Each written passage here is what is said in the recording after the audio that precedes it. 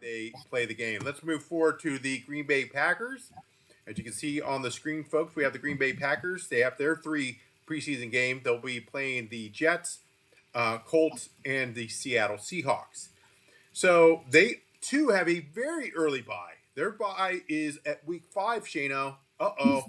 But they start off with the Detroit Lions at home against on a Thursday night. So a 4-day grace period there until they face the Washington Skins there. Then they have, of course, at Cleveland, on a Sunday night, at the Dallas Cowboys. So 2 out of their 4 right before the bye is on prime time. Yeah, and the Lions, it's a division game, right? Lions, they were a great team last year. Like I told you earlier, I think the Packers will win that game just because they have the consistency. They didn't lose 2 coordinators. But then playing the Commanders on a short week. And then the Browns, who knows what's going to happen there. The Cowboys, I feel like, are going to improve this year too. When we made our NFC East video, like you said that you could see them maybe winning the NFC East champion, being the NFC East champs. Yep. And they had the best odds and maybe the best one to play. And I think they're going to be improved, especially if Dak is healthy. That was their big thing last year. And he should be healthy by week 4. So after the bye, their early bye, which might cost the Green Bay Packers here later on with injuries, etc. We're hoping not, but you never know. It is, of course, football. They stay after the bye. They go home. They stay home against the Cincinnati Bengals. That'll be a national televised game for them on CBS.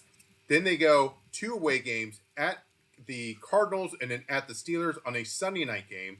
So that is their 3rd primetime game for the Green Bay Packers. Then, of course, they have home against the Carolina Panthers. Their 4th, primetime game will be Monday night, home against the Philadelphia Eagles. So you definitely want to look for that game. Mark that on your calendar, folks. At the New York Giants, home against the Minnesota Vikings, at the Detroit Lions, home against the Chicago Bears. Then they go another nationally televised game, which will be at the Denver Broncos. That'll be back-to-back 2 televised game because they play on my birthday, the Chicago Bears, so they have to travel in Chicago. But no need to worry about the weather because they are, of course, the Green Bay Packers. Then they, of course, finish the season, which is, of course, TBD. We don't know yet. But it'll be home against the Baltimore Ravens. That's something that Lamar's not going to like that. And then at the Minnesota Vikings. So a very long stretch, Shano. What are your thoughts on that? The early bye really concerns me for the Packers. And I'll tell you why. The last 2 seasons, Jordan Love has looked really good. He's looked like a legit starter in this league.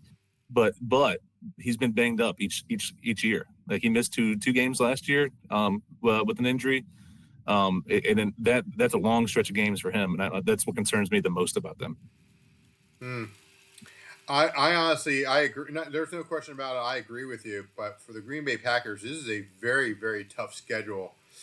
The good news is for the Packers, they don't need to go overseas, like a team like Washington or Miami, etc. But I see the Packers, and that's like I'm looking at the stretch of games here. Yeah. That like near that last couple weeks of the season where they're going at Denver, which is always a tough place to play. Yep. Right.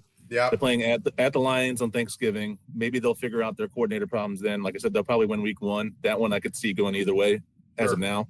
Right. Broncos are improving, right? With Bo Nix looked pretty good with Sean Payton. That's a tough game. And Denver's always hard to play in. Right. And then like you said, Ravens, but at least that's at home for them. That's a pretty tough stretch. It's a tough schedule. The NFC North is all of them so far have more challenging schedules than the other the conferences we have gone through, I think. And it is definitely a tough schedule, and they might split the Bears. They got the Eagles on Monday night in Week 10. I see 6-11. I hate to say it, maybe a 7-9, but I mean, I feel like a broken record here. I agree. The bye really hurts them. I think they got the short end of the stick there on the bye. But again, the Bears have improved. The Lions, who knows, but definitely Denver has improved. Philadelphia is Philadelphia, as we know, and look out for Burrow and the Cincinnati Bengals. So it's going to be tough. It's going to be tough for them.